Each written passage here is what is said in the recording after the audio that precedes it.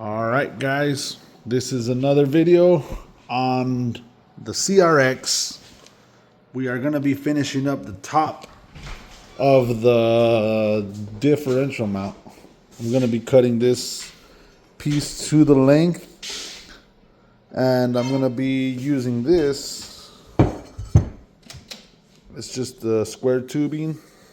I'm going to cut it to the length that I need it. Drill the holes that are going to be for the top of the diff. That way I can weld this L. I'm going to make an L out of it. And then I'm going to weld the L onto this where I need it on the center. And yeah, we'll see what I can fabricate with this. So I'll keep you guys posted how I'm going to do it. So this is what I've done so far. I've measured from here. No, wait. From here. I measured from here all the way across the top. From here. Let me see if I can get a better. I can zoom out. Okay. So I measured from here to here. And I have 30.5 inches. That's leaving a quarter of an inch gap from one side. So if I tight would be 30 3/4, but I'm leaving a 1/4 inch gap. That way I have an 1/8 here and an 1/8 here. And what I found out is I found this piece that I was saving, and this is an 1/8 inch thick. So yeah, 1/8 and an 1/8, that's a 1/4, which would be perfectly tight, enough for me to weld it. So my plan is, I already cut these pieces with a grinder. So what I'm gonna be doing is, I already measured it at 30 1/4 or a 30.5. So technically this is a piece I'm gonna be using, but just for reference, this is what I'm gonna do. I'm gonna put them here, weld this all around, and then once I weld it on this side and weld it on that side, they're gonna have both of these on that side in the center, which gives me a bigger radius to weld. 2.5 inches. I made these 2.5 inches, so it gives me 2.5 inch radius to weld all around. And then, now that I found this plate, I think I'm gonna make my own little plate here so I can bolt onto the diff, which is gonna be pretty easy because I'm probably just gonna cut this piece, the rest of this piece, and then weld this piece on the bottom part of this, either on the top or on the bottom. It's gonna look like this kind of, and I'll probably weld it here and weld it from the bottom. I mean, it's gonna be a whole plate like that long, but in the center, and then I'll just center my holes, drill them out, and it should bolt onto the top of the diff. So let me get to this really quick. I'm gonna grind this down and then I'll show you guys what I mean. All right, this is the final result of this. These are the welds. That one right there was when I was adjusting it, but other than that, they both turned out great. Like I said, I'm not the best welder, but I can back myself up. So hopefully they penetrated. And this here is what's gonna go in between the two, in between the chassis.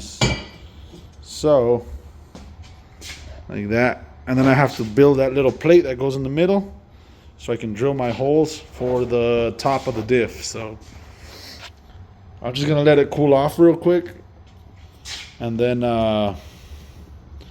probably I'm gonna start grinding down there and see if I can. My only fear right now is since I have the fuel cell right here, I still have the lines in it. I haven't drained the gas from it. So that's where I'm kind of sketched out right now, because if I remove the lines right now, it's going to leak gas, and then I'm not going to be able to weld. I'm not going to be able to do anything for the rest of the night. And if I can at least tack it right now, if I can grind it and tack it, it would be great, because then I can start pulling everything off. And then now tomorrow I can just let it sit over all day today, or all day tomorrow. And then tomorrow I can probably finish welding everything off. And hopefully it should be good. But that's what I'm going to do right now. I'm going to try and see if I can grind everything down and leave it bare metal, so I can at least tack it and show you guys exactly how it's going to end up. So yeah, hold on. Let me see what I can do.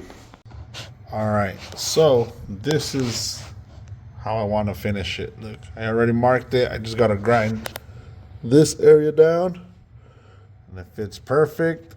I already marked this one where I'm going to weld it at, and it's already perfect, good clearance.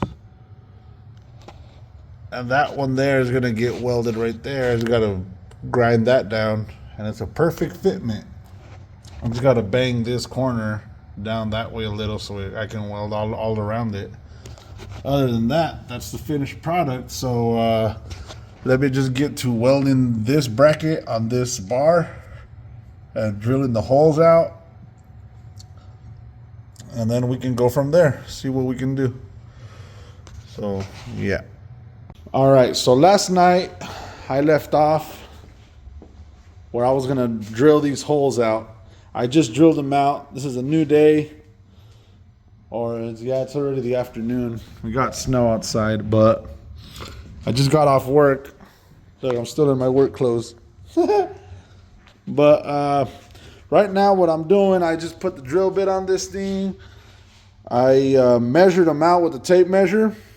I removed the diff so I can get the perfect fitment on this. And I got the centers of them, and look at that, voila, dead centers. This is what's cool about being a carpenter, because you know how to make precise measurements. And from the Boosted Boys box, bolts and nuts box, I got the 17 I needed. So it's just gonna go on like that, put the bolts in.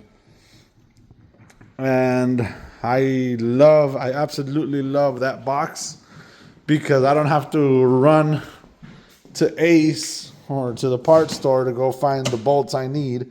And this comes really in handy, because when I want to order some, like right now I'm down to just 2 of them. When I want to order some, I can actually order the pitch and everything I need for them, and I don't have to be like scrambling and finding what pitch, what bolt, and what head size I'm gonna need. So I can just copy that and order it, and that's it, which was a good investment. I love it. And yeah, so right now I'm gonna bolt on that bar. Once I bolt it on, it's gonna get welded. I already grinded the bottom of the chassis. Let me show you guys really quick. I didn't unplug the fuel lines, but look, that one I already have it measured where I'm gonna weld it. Same as this side. It's already measured where I'm gonna weld it, and that's what I did. I just beat it to clear the top of the diff, and I don't even have to drill holes into it. I can reach it from up here, or from down here. I can reach the top bolt, and I mean, it'll be pretty easy to access. So yeah, that's what I'm gonna do right now, and weld it on, and hopefully it should be ready, and get everything buttoned up. That's the trailing arm from the inside, how it ended up. That's the raw trailing arm with no paint on it. And this is the one that's already painted on. So yes, it hits a little bit right there, but not bad. I mean, it's just gonna turn. The only downfall is if the axle snaps, which I'm sure it is. If it snaps, then I'll probably hit the shock. But not bad. So let me get to it, and I'll start fabricating and welding down here and figure out what I can do. So let's get it. All right, guys. We are all welded up here. These were not the best welds because I was in a tight area, but they shall hold up. They're not the best, but they shall hold up. I was in a tight area, but it's all good. That is how the cookie crumbles, guys. And that's it. The diff is not going anywhere. No more play. The axle is just in there. Like, it's just on there. I'm just gonna probably pull the shock out. I'm gonna move the shock back so I can be able to pull the axle out and then put the shock back in place. Because I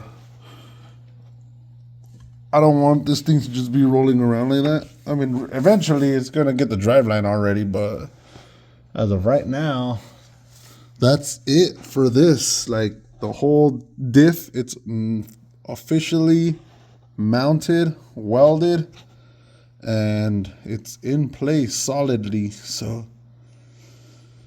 yeah, hopefully this holds up.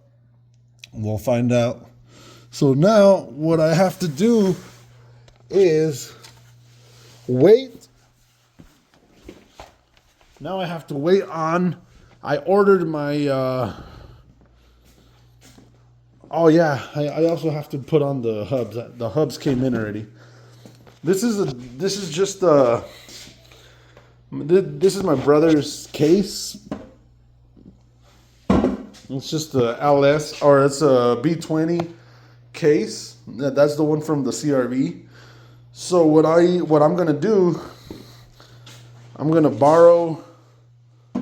He said he has a T case, so I'm gonna put this T case, and then I'm gonna mate this block. I'm gonna make this GSR block. That's just the bare block. I'm gonna make that block onto this transmission. I already ordered this mount. I ordered this mount for the Hasport EF all-wheel drive mount, and I still have to order the T bracket, the B series all-wheel drive T bracket for EF. But like I said, man, I'm not no fancy shop. It's everything's at its pace. So as of right now, I just needed the mount. I already ordered that. Now, next paycheck, I'm gonna order the T bracket, and little by little, I'm piecing up all the all-wheel drive parts. And once I have everything already measured out, I have that viscous coupler that my brother has. I'm gonna probably buy one off him, the Freelander viscous coupler with driveline. I'll probably buy that one off him, and I will make it to length. I'll fabricate everything to length, and once everything's already fabricated, bolted on, everything's ready to go. There's a guy on Marketplace that has an S1 built diff that it's blown, but it has the clutch locking plates on it, and he only wants $100. So I'm gonna be buying. I already made a deal with him, and he said he was gonna bring it by this weekend. So because he has some other parts, I think he wanted the H22 pistons that I have. So I'll probably be trading him a couple parts. Or selling him a couple parts, because I told him I'd buy that diff for $100, and he said he wanted some parts off of me because I have a post up on Marketplace also that I'm selling parts. So we're gonna make a deal, but that diff's gonna go in that one. That's my mock-up diff, the one that's in there. That one has a good diff, like an actual differential. The differential is actually good. So what I'm gonna do is take the take this diff out and put this differential inside his diff, the one with the locking clutches. That way I can finally assemble everything, put everything back together. There's a guy in Salem that's selling these axles, the CRV rear axles, but he has the little, I think they're rated for like 500 horsepower, and he wants $600.